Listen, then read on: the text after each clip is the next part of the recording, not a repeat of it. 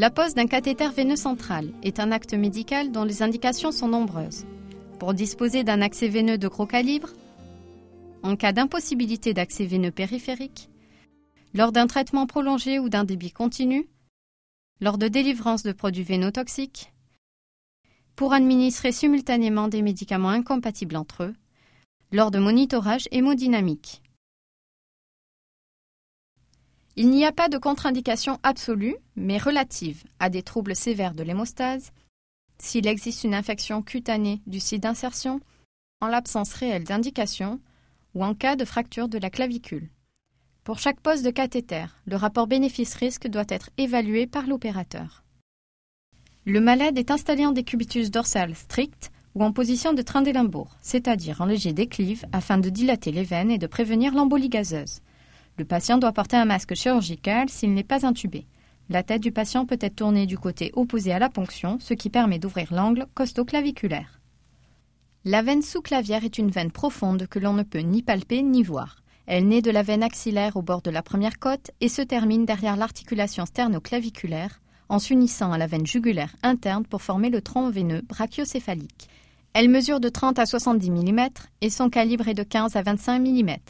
Les deux rapports anatomiques essentiels de l'abord sous-clavier sont le dôme pleural et l'artère sous-clavière. Le point de ponction se trouve à 1 cm sous le bord inférieur de la clavicule, à la jonction du tiers moyen et du tiers interne de celle-ci. Les veines sous-clavières ont une asymétrie d'angulation, angle ouvert pour la gauche, angle droit pour la droite. La sonde d'échographie Doppler est utilisée avec un gel stérile unidose. L'échographie Doppler permet de différencier les deux vaisseaux adjacents en fonction de leur vélocité, leur pulsatilité et leur compressibilité. Le flux de la veine est modéré, son caractère pulsatile dépend des mouvements respiratoires. Le flux veineux est interrompu par la compression de la veine. L'échographie permet également de mesurer la profondeur à laquelle se situe la veine, entre 2 et 5 cm. Avant de commencer le soin, l'infirmier doit rassembler tout le matériel nécessaire à la pose d'un cathéter sous-clavier.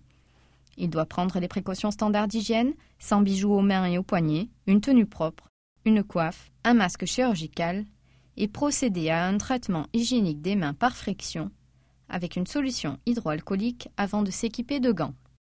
La dépilation n'est pas obligatoire. En cas de forte pilosité, une tondeuse électrique permet de dépiler la peau sans créer de micro-lésions, contrairement aux rasoirs manuels et aux adhésifs qui sont proscrits. Les poils coupés sont récupérés avec une compresse stérile sèche. Pendant la mise en place du plateau de préparation cutanée du patient, l'opérateur s'équipe d'un habillage stérile. Les compresses sont réparties en 4 paquets distincts, correspondant aux 4 premiers temps de la préparation cutanée du patient, réalisée par l'infirmier. Ce plateau comprend également un savon liquide antiseptique, du sérum physiologique stérile ou de l'eau stérile, un antiseptique alcoolique cutané, de même gamme que le savon précédemment utilisé, ainsi qu'un champ de table stérile. Les conditions d'asepsie chirurgicale requises impliquent que l'opérateur porte une coiffe, un masque chirurgical, puis s'équipe d'une casaque stérile et de gants stériles, après avoir effectué une désinfection chirurgicale des mains selon les recommandations en vigueur. L'infirmier muni de gants stériles procède à une détertion large de la zone d'insertion du cathéter avec des compresses stériles imbibées de savon liquide antiseptique et d'eau stérile, selon un mouvement circulaire du point de ponction vers la périphérie, sans repasser au même endroit.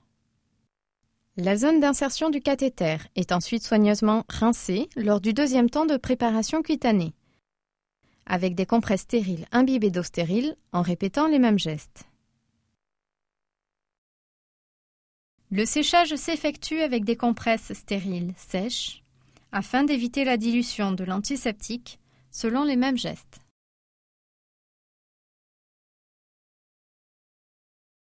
L'infirmier applique pour le 4e temps de préparation cutanée des compresses imprégnées d'antiseptique alcoolique de même gamme que le savon précédemment utilisé, puis laisse sécher l'antiseptique.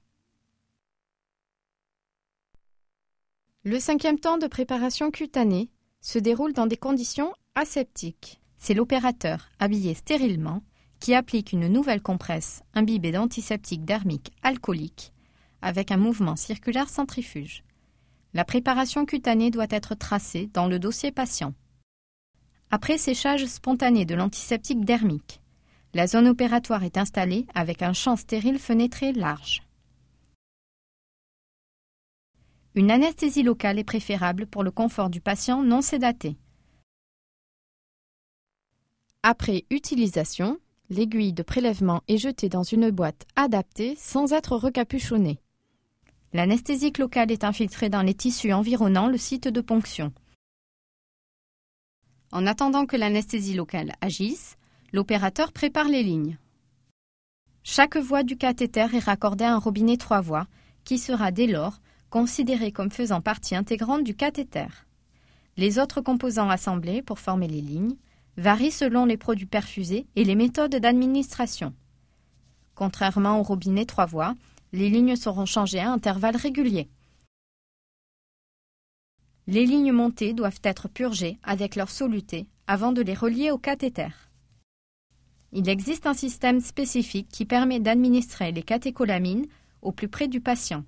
La tubulure principale est armée pour éviter toute plicature. Les catécholamines sont injectées par les 2 tubulures annexes qui doivent également être purgées. Le plateau contient le matériel requis pour la technique de Seldinger, technique la plus couramment utilisée. Il est recommandé de rincer chaque lumière du cathéter et de les clamper, sauf la voie distale, pour le passage du guide. La ponction veineuse sous assistance échographique implique un habillage stérile de la sonde. Elle est placée dans un protecteur pour sonde stérile avec du gel stérile présenté en unidose. La ponction veineuse aidée par échographie facilite le repérage et peut diminuer les risques de complications immédiates après entraînement spécifique. Lors de l'insertion de l'aiguille, la compression de la veine est visible. Les images fournies n'étant qu'en 2 dimensions, l'échographie ne permet pas d'éviter d'éventuels mauvais positionnements d'aiguille. Le médecin se place du côté à ponctionner. L'index de sa main libre posé dans la fourchette sternale lui permet d'apprécier la direction et la profondeur de l'articulation sternoclaviculaire. Le point de ponction se trouve à 1 cm sous le bord inférieur de la clavicule, à la jonction du tiers moyen et du tiers interne de celle-ci.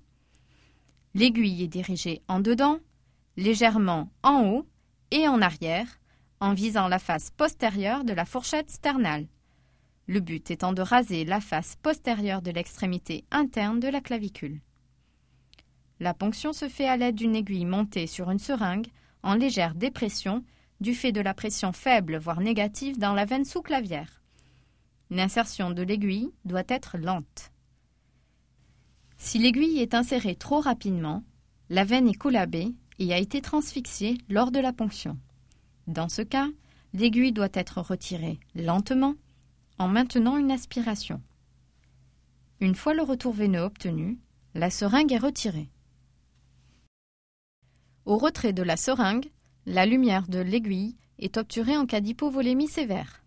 Le guide est placé dans la veine, l'extrémité flexible en J en premier. Sous surveillance ECG, il doit être descendu sans rencontrer de résistance et ne doit provoquer ni douleur ni modification de l'ECG. En cas d'apparition d'une salve d'extrasystole, témoignant de la présence du guide au niveau du cœur, le guide doit être retiré de quelques centimètres.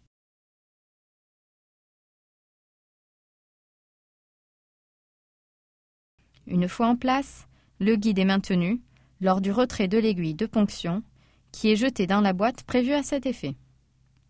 Il peut être nécessaire de dilater les tissus entourant le point de ponction lorsque de gros cathéters sont utilisés. L'opérateur peut pratiquer une petite incision le long du guide métallique, côté tranchant du bistouri opposé au guide, pour éviter de le couper.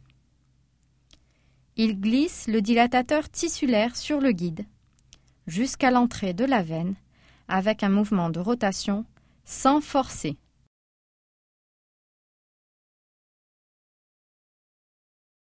Il est retiré sans entraîner le guide. Après avoir vérifié que la voie distale du cathéter ne soit pas clampée, le cathéter est inséré sur le guide jusqu'à ce que son extrémité ressorte par la partie distale du cathéter. Son introduction se fait avec un mouvement de rotation. Le guide est alors retenu, tout en faisant progresser le cathéter dans la veine. Lorsque le cathéter est en place, le guide est retiré lentement, puis jeté dans une boîte adaptée.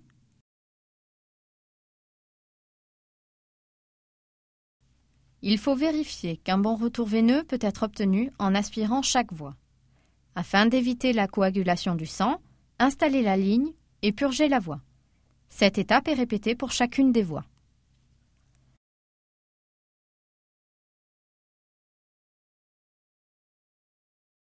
Le cathéter est solidement fixé à la peau par des points de suture. Afin d'éviter les risques d'accident d'exposition au sang, une aiguille courbe sertie avec un porte-aiguille peuvent être utilisées.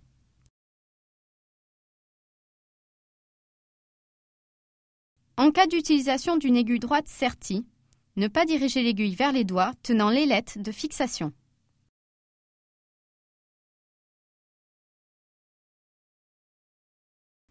Si le cathéter est trop long, des fixations ajustables permettent de fixer le cathéter à proximité du point d'insertion. Après avoir retiré le champ fenêtré, l'opérateur applique une compresse stérile, imbibée d'eau stérile, afin d'enlever l'antiseptique et le sang résiduel. Il n'est pas recommandé d'appliquer un antiseptique alcoolique qui altère le cathéter. Une compresse sèche, stérile, permet de sécher la zone par tamponnement. Pour protéger le site d'insertion et absorber le sang, un pansement stérile absorbant est mis en place. Les prochains pansements seront transparents afin de surveiller le point d'insertion. La date de pose du pansement est notée par-dessus et tracée dans le dossier patient. Les boîtiers de protection des robinets et des rampes sont installés après le raccordement des lignes afin de diminuer le risque infectieux. La radiographie de contrôle est réalisée après la pose du cathéter. Elle est renouvelée en fonction de l'état clinique du patient. Il est souhaitable d'attendre la radiographie thoracique pour vérifier le bon positionnement du dispositif médical. L'extrémité du cathéter doit être extra-péricardique et située dans la veine cave supérieure. Sa position doit être tracée dans le dossier patient. La présence d'un flux pulsatile et de sang rouge vif indique une ponction artérielle. Ces caractéristiques peuvent cependant être absentes en cas d'hypotension, d'état de choc ou en cas d'hypoxémie sévère. Un gaz du sang permet alors de lever le doute. Retirez rapidement l'aiguille et comprimez pendant 5 à 10 minutes. Un pneumothorax peut être d'apparition tardive. Il ne contraint pas au retrait du cathéter, mais nécessite une surveillance accrue par des radiographies du thorax régulières, parfois accompagnées d'un drainage pleural continu. L'évolution d'un hémothorax doit être surveillée par des radiographies du thorax régulières. De façon exceptionnelle, un drainage peut s'avérer indispensable.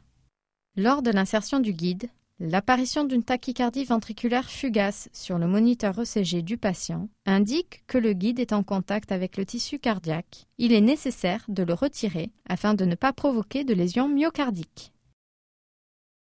Il arrive que le cathéter veineux central inséré dans la veine sous-clavière soit mal positionné, sa partie distale remontant dans la jugulaire interne. Ce mauvais positionnement implique le retrait du cathéter. Les complications thrombotiques sont des complications tardives et fréquentes dont les causes sont multiples, entre autres état du patient, composition du cathéter, site d'insertion, lésions vasculaires lors de la pose du cathéter. Le thrombus peut obstruer une ou plusieurs lumières du cathéter, conduisant au retrait de celui-ci. Les infections liées au cathéter représentent environ 20% des infections nosocomiales. Elles sont associées à une augmentation de la morbidité, de la mortalité et de la durée d'hospitalisation. Le mécanisme le plus fréquent est la contamination par voie cutanée au moment de la pose ou peu de temps après. Ceci souligne l'importance de la préparation cutanée du patient.